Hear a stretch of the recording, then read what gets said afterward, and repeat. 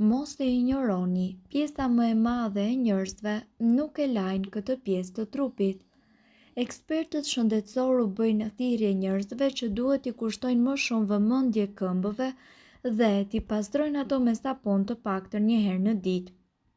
Ata thonë se kujdesi për këmbët mund të ndihmojë në shmangjen e infeksioneve korpudhore, mykun apo probleme me thonjtë dhe shumë njerëz shpesh e shmangin larjen e këmbëve duke supozuar se mjafton ujë me sapun që i lan natyrshëm në dush.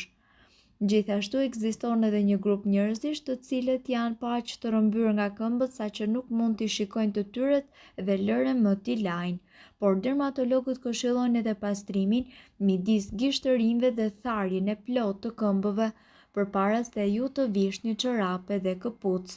Ndërkohë gjithmonë kontrolloni këmbët tuaja sepse ato ju tregojnë shumë për shëndetin tuaj.